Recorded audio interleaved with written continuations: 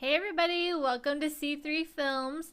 Today we're going to be doing It Wasn't That Good about Ghost in the Shell from 2017. I'm Cheryl and this is. Chris.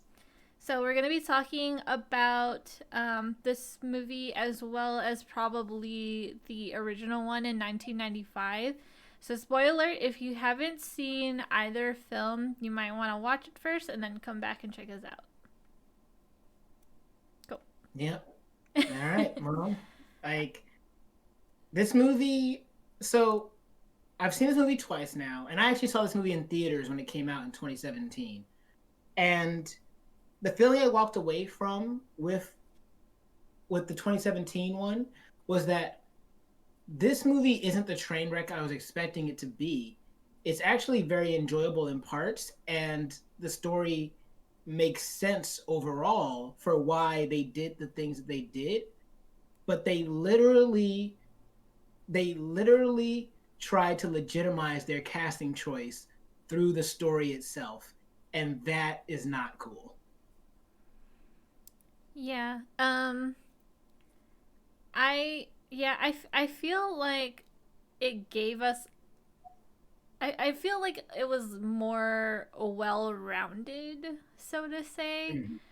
Mhm. But I did have a big problem with Scarlett Johansson. So I mean, let's just rip off the band-aid here. Let's do it. Like I don't know why. I mean, I know why, but I don't know Well, I'm ready. why they they casted her as a clearly Japanese character.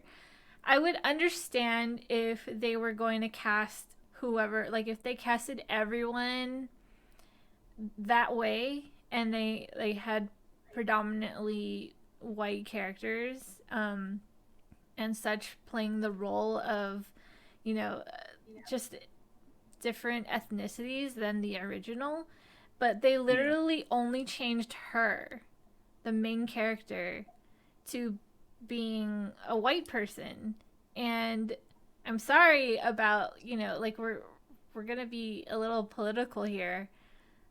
It's really hard not to because of how offensive and upsetting it is. And it literally ruins the movie. I think if they didn't do that and they didn't write, like, even if they did kept this, like, keep the story the way that they wrote Yeah. it, where like that's not her original body and she was actually what is it, Motoko.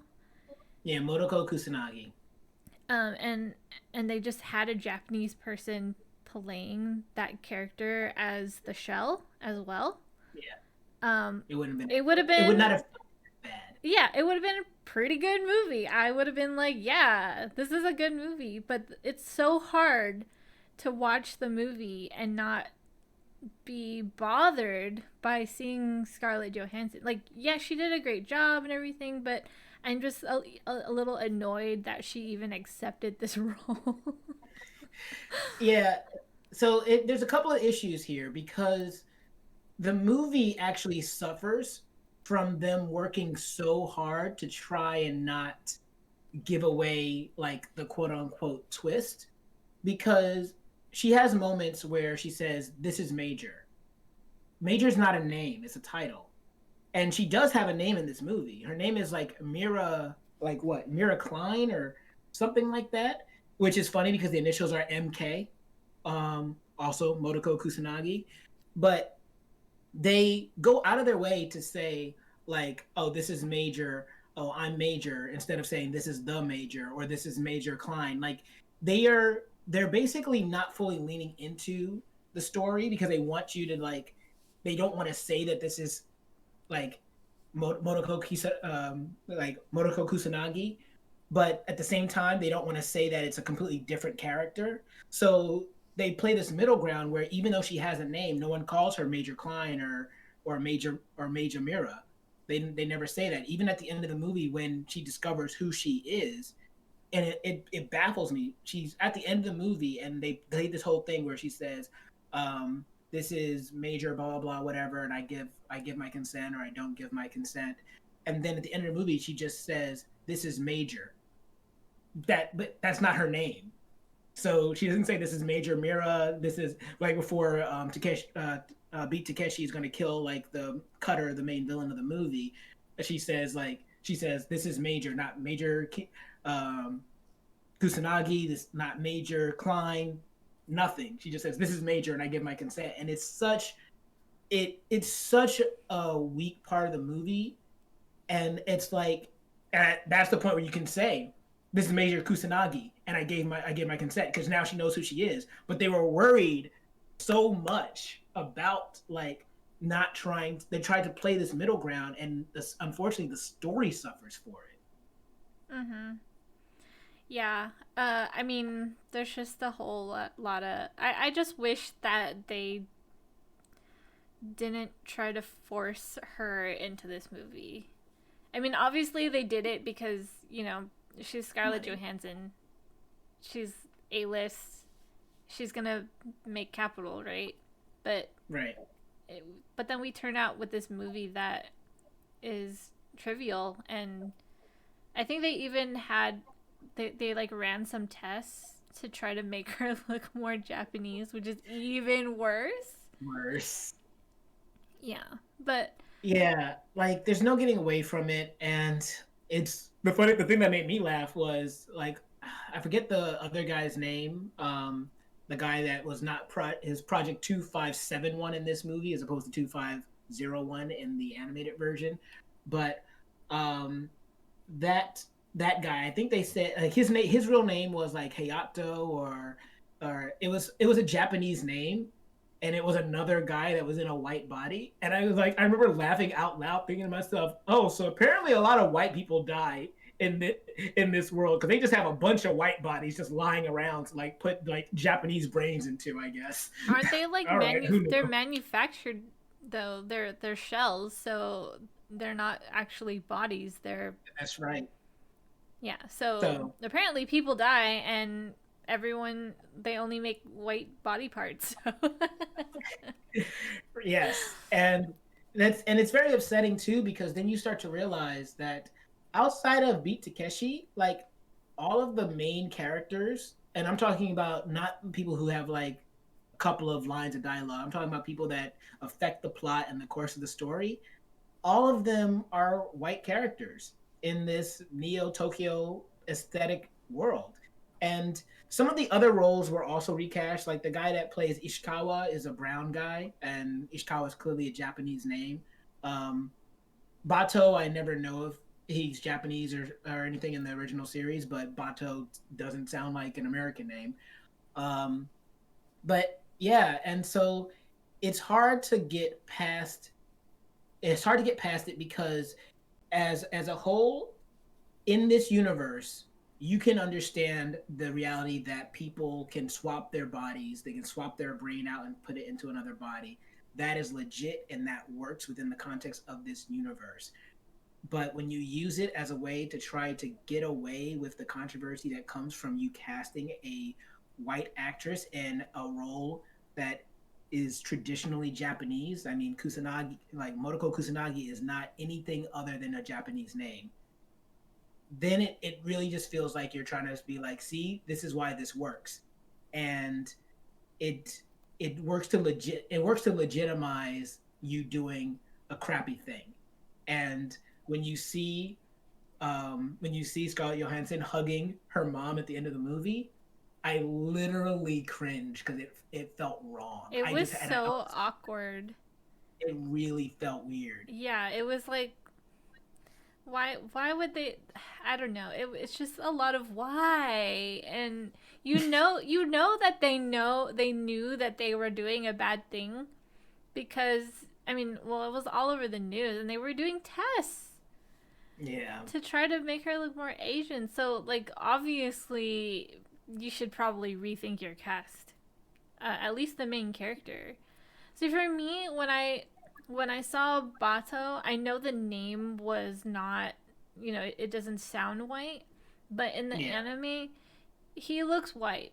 So to me, it's acceptable that he's played by someone who looks like the anime, and I thought that was cool. But then I Right. was like, but you know, like a lot of the characters that were in the live action look like the anime, except Yeah. for the Yeah. main character. And that's why, like, if you're gonna do that for everyone else, then you should have done that for the main character too. Because otherwise, like, what is your excuse for doing that if you were gonna follow everything else so close to the T, except for this Yeah. one thing? Yeah. I mean, and the argument that people made was that without an A-lister like Scarlett Johansson, then the movie wouldn't have got made, and that's why they just had to cast, somebody that wasn't Japanese in the role. It's ironic too because Rila Fukushima is in the movie, but wouldn't even know it because she plays the robot geisha that you see at the start of the film. Oh. So they did cast a Japanese actress in the movie, and one that is fairly well known, but you wouldn't even know it. That you don't even see, you don't get to see their faces. So even when she has that flashback, when she gets her memory of her and the other ghost in the shell, This yeah, this it's movie's puppet master, I don't yeah, remember his name. it's blurry. You can't see them. Like you just see their shadowy figures and they have dark hair, so you're like, "Oh, okay, that's them." And they're Asian. But you don't get to see their faces. I mean, she's not going to look like Scarlett Johansson anyway cuz I know they do that when they don't want to show that actor's face because you can tell like, "Oh, that's obviously not what Scarlett Johansson looked like." But it's not supposed to look like her at all, supposedly, in this movie. So why not show the actor's face? Why are you blurring out the face? And I think it's because the movie is trying to play it in the middle, It's just because they rude. don't want. I mean, it's unfortunate, but yeah, they didn't want people to be able to look at the actress they got and say, "Oh, that's actually who Motoko Kusanagi is." If you don't have a face to associate with it, then you can't have a face to say to visualize instead of Scarlett Johansson's, because we never actually got to see what Motoko really looked like. So now no one actually knows, and that means that in your Ghost in the Shell movie universe, there is only one face of Motoko Kusanagi, and it's really unfortunate. Yeah. So, moving away from racism, um, let's just talk about other aspects of the movie. I would Yeah. say that I definitely enjoyed the origins aspect of, not particularly Majors, um Hmm. but Bato. It was cool to see how Bato got his eyes and Yeah. stuff like that, and just kind of being able to flesh out the characters a little bit more. I did miss the team. I didn't feel like the team was a team until the very end. And I feel like we didn't get to know the non-white Yeah. characters of the team, Nope. which was unfortunate. Um, the other thing that I thought was weird was that only one guy was speaking Japanese, and the chief, and everyone would just responded him in English, and I don't understand why. Because that's because they got Beat Takeshi to be Chief Aramaki, and Beat Takeshi was just like, "You're lucky I'm in this movie. I'm not gonna speak English for none of y'all. Y'all just got to deal with me speaking Japanese because that's what I speak. So deal with it. You lucky I'm here. That's Right. why." So they're just sacrificing a good movie so they could have their cast. So yeah, Yep. it's I mean, at least they're consistent. right. Um, yeah, I mean, there was just a lot of weird stuff like that, and the whole thing with her going back to see her mom was weird for me because she just like shows up, and then her mom was like, "Yeah, come in, have some tea Come with on me." in, stranger Some I don't strange know. person I never seen before, and I have no idea who you are, and I'm just gonna converse with you over tea, and then and she She still sensed doesn't her know. daughter. She sensed her though, because she's a mother. She's She so sensed her. lonely, so lonely. She's like, oh my god, a person.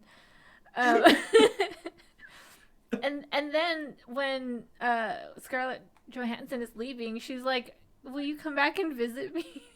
This is a person I just met and never seen before. It just, yeah. And I had to watch that scene all the way through before I wrote my notes because I was like, am I gonna, is something gonna happen where it's like, oh, she figures out that that's my daughter? But no, it's just weird. Yeah. It's just 100% weird, awkward, unrealistic, and confusing. No, you're right, and that's it's unfortunate because there are other parts in the movie that I do like. Like I like the world. I liked seeing some of the sci-fi elements in the world around them. And but the problem is that it doesn't seem as much like this movie is focused on everyone being used to like the world around them as much as the animated version was. Like this movie still seems like it's people coming to terms with the world changing, whereas in the animated movie, it's like the world has already changed and we're already used to it. Um, and the question in this movie is also different. So, like in our segment on the animated film, I was saying that the the animated film feels more introspective, and this feels more like an action movie. And the other part of that is that the question in the animated film seems to be, "Who am I?" While the question in this film is, "Who was I?" And you can feel the difference in storytelling. And it doesn't mean that one is better than the other, but it does mean that they are very two different films. Very much so. Yeah, I definitely picked up on that. Like, her character is very different. And one of the things that it's actually one of the things that I didn't like about the live action film is how weak and insecure they make Major. Like, this is not the same woman that I just watched in the 1995 version. Why is she so insecure and afraid and everything? Um, I didn't think they needed to do that to her. And it just, I mean, I guess she had flaws, but she doesn't particularly grow at the end either because she's still very, kind of timid. And the other thing I didn't like is how they kind of, even though she wasn't naked, like, you know, the nudity in the animated film, Yeah. they somehow still sexualized her. Especially like in the club when that guy was like getting No. all up in her space, and I was like, this is ill. And they also kind of made it into a romance. Like, it wasn't very, very heavy on the romance, but they put it Mhm. like they made her have a romantic Interest. relationship with the I guess the villain, the puppet master of this movie. Yeah. And I didn't like that either. I was like, you didn't need that. You didn't need any of that. And for, they copied a lot of stuff like to the T. They borrowed almost like they Shot for copied shot in some shot for shot, cases. yeah, scenes from the animated film. And I'm like, if you're going to copy that movie so closely, why don't you copy it a little bit more? I'm telling you, they couldn't commit. If there's anything that I'm noticing with us talking about the film, is that it's really trying to, as they say, have your cake and eat it too. It is really like trying to skirt this line, and you feel it, and it's unfortunate because I mean there are parts that can really work, but I think a lot of the things that you said are right on the money, and it's it's really too bad. Yeah, it really is. I just feel like it had so much potential to be a really amazing remake, and they just like failed so hard in like major places Yeah. in the major place that like it just made it have to be on this show. It wasn't that good. Right? Like I can't really put it any better than that. No, no, like you've touched on a lot of the things that that I wanted to say too. I think that if I'm going to just look at it from a story perspective, I don't think that this story is as interesting as what I saw in the animated version, even though like in essence both stories are simple, but this story is about revenge while the animated story is about discovery, like who, like identity. Like it's really like the story is really tied into the theme, and that's why I think the animated film works a little more is because the story and theme are tied together. The story and theme of this movie aren't really tied together. I can't even really tell you what the theme is in this movie. Like there are aspects of the question of what does it mean to be human, but they never really fully like dive in because they're focused more on the question of what is this company doing, who was I, what did they take from me, and how are we going to get revenge on them.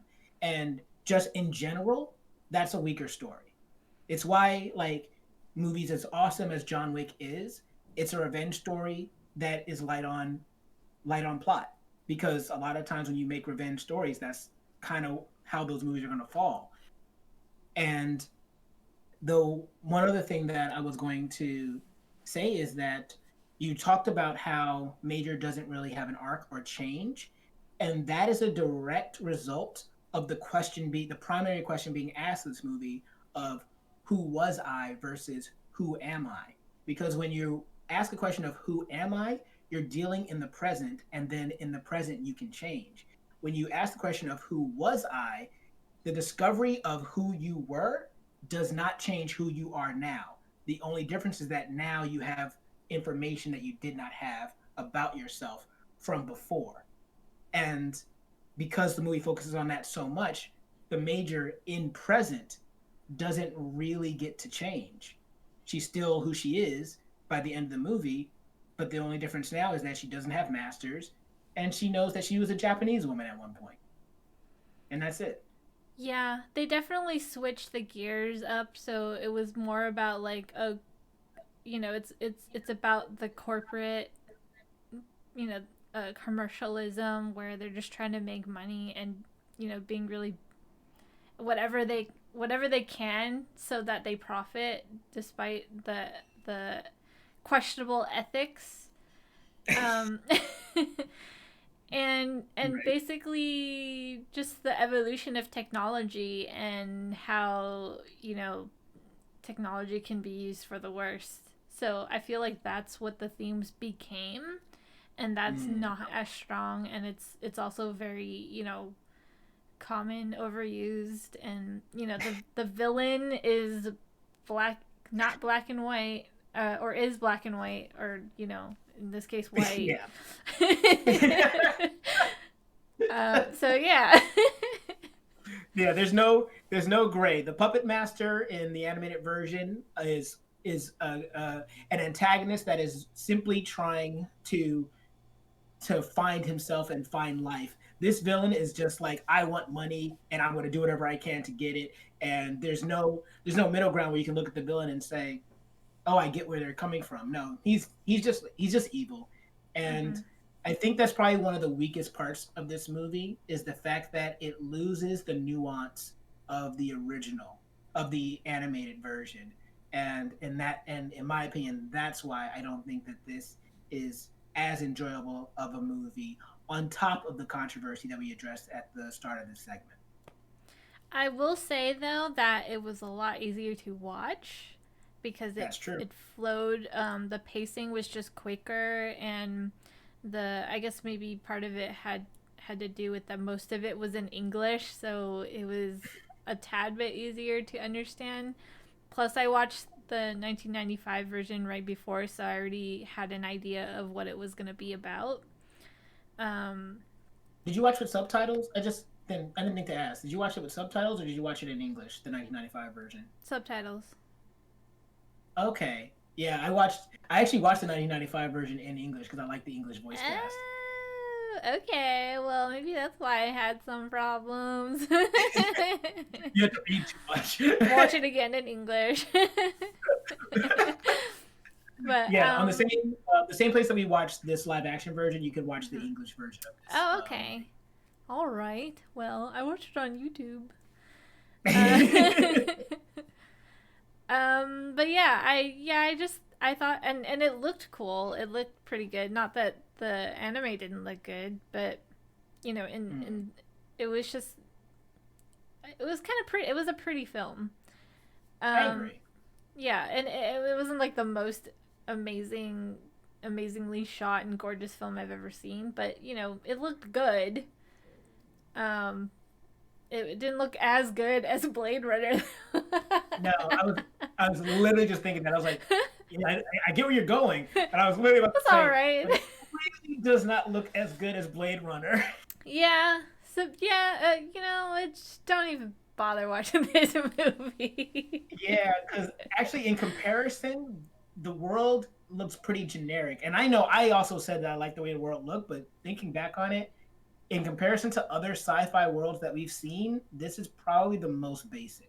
Even in the 1995 film, Hmm. that feels more detailed and decorated and defined and unique It has than more of a personality. yeah, than the live action film where you're just in a place that I think the problem is because they didn't spend a lot of time showing you the world and they focused more on the character and the character not growing. It's a weird balance because they definitely did things opposite of the animated version, but I think we would both. It sounds like we're both in agreement that we think the original version, is the stronger, more superior version of this film, even if this film is a little easier to digest. Yeah, definitely. I couldn't say it any better than that. Well put. Well, I feel like we've gone through everything. I mean, is there anything else, any outstanding thoughts you wanted to just wrap up as we close out? No, I had a lot of like little problems that didn't make sense to me, questions I asked that I couldn't answer, those kind of things, but we don't need to Hmm. talk about it. All right. Well, what about all the rest of you out there? Have you seen Ghost in the Shell 2017? What did you guys think about it? Did you like it more than the 1995 animated version? Or did you like that one? Do you think that one is the superior film? But regardless of whatever you guys thought, why don't you give us a comment below? Let us know.